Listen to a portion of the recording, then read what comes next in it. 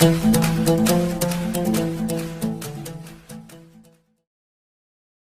Morning आप सभी लोगों का स्वागत है आपके अपने परिवार फ्यूचर ऑनलाइन क्लासेस सोनपुर में। आज हम इस वीडियो में सीटेट सिलेबस के ऊपर बात कर रहे हैं, जिसमें आप सभी लोगों को ईवीएस के सिलेबस की संपूर्ण जानकारी हम देने वाले हैं। ऑलरेडी हमने जो है सीटेट के कुछ सिलेबस के ऊपर बात किया है और अभी हम इस वीडियो में आपको प्रॉपर जो है ईवीएस जो आपका विषय है उसके सिलेबस के ऊपर बात करेंगे। नया सिलेबस है और यह सिलेबस आपके जनवरी सीटेट 2025 के लिए है।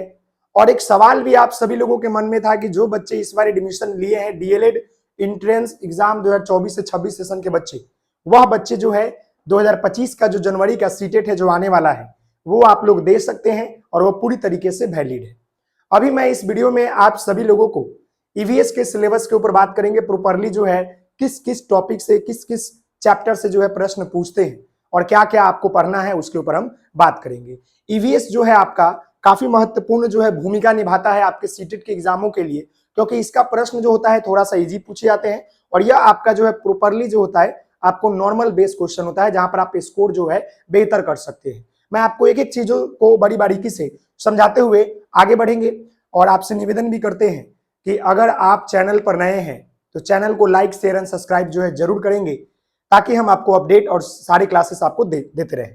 चलिए तो हम यहाँ पर बात करते हैं और यहाँ पर ध्यान दीजिएगा कि सबसे पहले तो यह जानकारी होनी चाहिए कि सीटेट जनवरी 2025 का जो पेपर 1 की हम सिलेबस की बात कर रहे हैं तो यह जो है आपका पेपर 1 है। यह क्या है आपका, हम यहाँ पर बात कर रहे हैं पेपर 1 की, जिसमें आपके डीएलएड और 12 बेस पर डीएलएड जो किए हैं 1 to 5 के टीचर बन सकते हैं। तो इसके लिए जो है आपका 5 विषय से प्रश्न पूछे जाते हैं। 150 मार्क्स होते हैं और आपके जो है 150 क्वेश्चन होते हैं, जहां पर हमने आपको सेक्शन वाइज बांट दिया है। सीडीपी से 30 प्रश्न, ईवीएस से लैंग्वेज 1 से 30 प्रश्न, लैंग्वेज 2 से और आपका गणित से, ये आपका 5 प्रश्न होते हैं। अभी हम इस वीडियो में आप सभी लोगों को बात करने वाले हैं ईवीएस के सिलेबस के ऊपर। किसके ऊपर बात करने वाले हैं, तो ईवीएस के जो है हम सिलेबस के ऊपर बात कर रहे हैं कि ईवीएस में आपको जो है कितना पढ़ना है। ये जो आपका 30 नंबर है ये आप कैसे बेहतर तरीके से जो है गेन करेंगे ताकि आपका एग्जाम क्वालिफाई हो सके। सबसे पहले मैं आपको बताना चाहूंगा कि ईवीएस की तैयारी करने के लिए आपको क्या करना चाहिए ये बताएंगे, उसके बाद हम चैप्टर बताएंगे। देखिए, आपको पता होनी चाहिए कि जो ये आपका ईवीएस है ये आपका 30 प्रश्न पूछता है और ये प्रश्न लेवल जो है आपका मॉडरेट होता है। तो यह ईवीएस में आपको 30 नंबर लाने के लिए जो है क्या करना पड़ेगा वो मैं बता दूं। सबसे पहले मैं आपको बता दूं कि क्लास जो है आपको 3 से लेकर 5, या अगर आप जो है आगे बढ़ सकते हैं 5 ही तक, ज्यादा नहीं, 3 से 5 तक के जो है जो आपका एनसीईआरटी का बुक है, एनसीईआरटी का जो आपका ईवीएस का बुक है, समझ गए ना, बुक, उसको बेहतर तरीके से पढ़ना पड़ेगा, बेहतर तरीके से पढ़ना होगा। अब क्यों बोल रहे हैं सर एनसीईआरटी क्यों पढ़ना पड़ेगा, क्लास 3 से 5 तक की बुक, एनसीईआरटी का जो आपका क्लास 3 से 5 तक का बुक है ना वो बेहतर तरीके से आपको पढ़ना पड़ेगा। कारण क्या है मैं आपको बता दूं, जो ये आपका ईवीएस का 30 नंबर का प्रश्न, 30 नंबर आपको मिलता है 30 क्वेश्चन का, तो इसमें आपको मैं बताना चाहूंगा कि इसमें प्रश्न कैसे पूछता है। यहाँ पर जो है ना, यहाँ पर आपको ये 30 नंबर में 2 सेक्शन बढ़ जाता है, जहां पर 15 नंबर जो है आपका एनसीईआरटी बुक से पूछता है क्लास 1 से 5 तक। क्लास 1 से 5 तक का लिख दीजिए, लेकिन 3 से 5 ही होता है। क्लास 3 से लेकर 5 तक के एनसीईआरटी बुक, समझ गए ना, एनसीईआरटी बुक ईवीएस का ये आपका है। यानी 30 नंबर का जो प्रश्न होता है उसमें 15 नंबर आपका जो है कहां मिल गया, तो आपको जो है एनसीईआरटी बुक से पूछता है। और 15 नंबर का जो है आपका क्या पड़ता है, शिक्षण शास्त्र पूछता है, शिक्षण शास्त्र पूछता है, समझिएगा, जिसको हम लोग साइकोलॉजी वगैरह बोलते हैं। ये देखिए, और यह शिक्षण शास्त्र जो है आपका फुल्ली जो होता है बेस्ड होता है, मैं आपको लिख देता हूं यहाँ पर, फुल्ली बेस्ड होता है आपका डीएलएड और बीएड पर, डीएलएड और बीएड के लिए। यानी कि जो आप डीएलएड में पढ़ेंगे ना उस पर पूछता है। तो देख सकते हैं जो आपको डीएलएड का नोट्स भी मिला है उसको आप पढ़ लीजिएगा तो भी आपका क्लियर हो जाएगा। और यहाँ पर 15-15 हमने सेक्शन बता दिया है, इसलिए हमने बोला है कि एनसीईआरटी बुक बेहतर तरीके से पढ़ना होगा। कौन सा क्लास का, तो 3, 4 और 5 का। उसमें टोटल आपका जो है अप्रोक्स 30 चैप्टर 40 चैप्टर है, तो उसमें भी आपको पढ़ने की जरूरत नहीं है। हम आपको पूरा चैप्टर वाइज जो है इंपॉर्टेंट टर्म और जो आपका टॉपिक है वो हम बताएंगे, परेशान नहीं होना। ओके जी हाँ, और सीटेट का जो है नोट्स भी जल्दी आ जाएगा तो आपको बताया जाएगा, परेशान नहीं होना है। अब हम जो है बात करेंगे कि सीटेट के जो आपका सिलेबस है वो बात कर लेते हैं। चलिए ईवीएस की बात कर लेते हैं। यहां पर देखिएगा, यह जो आपका यहां दिख रहा है ना, यहां ध्यान दीजिएगा मेरी बातों को बाबू। यहां पर आपका जो है सीटेट ईवीएस सिलेबस 2024 की बात कर रहे हैं, और यहां पर आप 25 कर लीजिएगा, टाइपिंग मिस्टेक है शायद, 25 कर लीजिएगा, जनवरी की बात कर रहे हैं। यहां पर ध्यान दीजिएगा कि यहां पर पर्यावरण एवं शिक्षण की बात करेंगे। ये आपका चैप्टर है, इसी को हम लोग ईवीएस बोलते हैं, और इसमें आपका जो है 30 प्रश्न पूछे जाते हैं और 30 क्वेश्चन होते हैं, आपको ये पता है।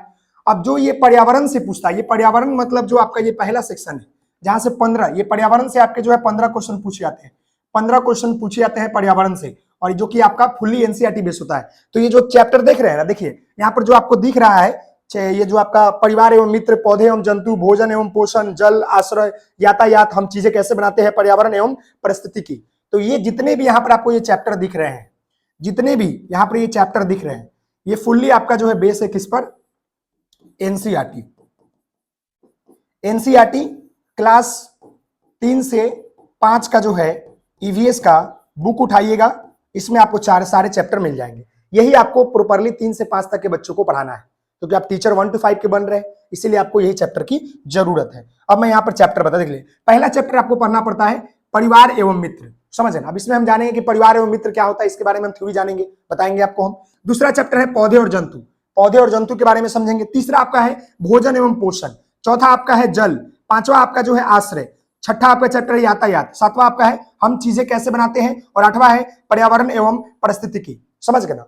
ये जो है प्रॉपर जो ये चैप्टर जो है ना, ये आपके ईवीएस के थीम पर बेस होता है। ईवीएस के आपके जो है थीम पर बेस होता है, थीम पर जो है आपका क्या होता है कि बेस्ड होता है। अब मैं आपको बता दूं कि यह जो जितने भी यहाँ पर चैप्टर दिख रहे हैं ना, ये चैप्टर आपको 3, 4, 5 क्लास के ईवीएस के बुकों में आपको मिल जाएगा, और वहां पर इंपॉर्टेंट टर्म और कंडीशन से आपके प्रश्न पूछते हैं। तो यह जो आपका चैप्टर है, ये आपका पर्यावरण से रिलेटेड है, इतना आपको पढ़ना ही पढ़ना है। समझ गए, ये आपके 15 नंबर के लिए हो गया। समझ गए चैप्टर क्या है, परिवार एवं मित्र, पौधे और जंतु, भोजन एवं पोषण, जल, आश्रय, यातायात, हम चीजें कैसे बनाते हैं, पर्यावरण एवं परिस्थितिकी। समझ गए। अब हम आगे बढ़ते हैं। अब हम बात करेंगे शिक्षण शास्त्र का। अब यहां देखिएगा, ये शिक्षण शास्त्र जिससे आपका जो है 15 प्रश्न पूछता है, जिससे आपके जो है 15 प्रश्न पूछता है, तो वो तो उतना पढ़ना ही है।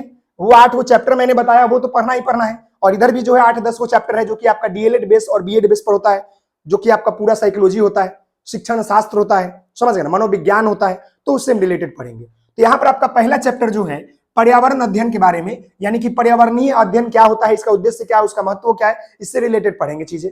दूसरा आपका चैप्टर है अधिगम के सिद्धांत, यानी जब भी हम कोई चीज सीखते हैं, क्यों सीखते हैं, अधिगम का सिद्धांत क्या है, यानी कि लर्निंग, जो आपका लर्निंग का सिद्धांत क्या है, उसके ऊपर बात करेंगे। समझ गए ना। अगला चैप्टर तीसरा है विज्ञान एवं सामाजिक विज्ञान में संबंध एवं उसके क्षेत्र, यानी देखते हैं कि विज्ञान और हमारा सामाजिक विज्ञान जो है आपस में जुड़ा हुआ है, दोनों का संबंध जो है मिला जुला है, तो आखिर क्या है, ये क्यों है, इसके बारे में हम समझेंगे। अगला यहाँ पर आपका 4 नंबर है पर्यावरण अध्ययन शिक्षण के तरीके।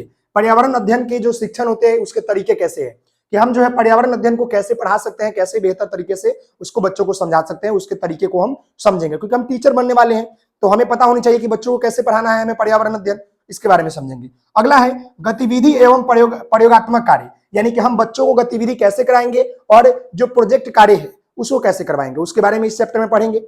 अगला यहाँ पर आपका है सतत एवं व्यापक मूल्यांकन, यानी हम बच्चों का जो है आकलन और मूल्यांकन कैसे करेंगे। कोई बच्चा पढ़ने में तेज है, कोई बच्चा पढ़ने में बहुत हो रहा है, तो हम कैसे पता करेंगे कि कोई बच्चा तेज है, कोई बच्चा ये है।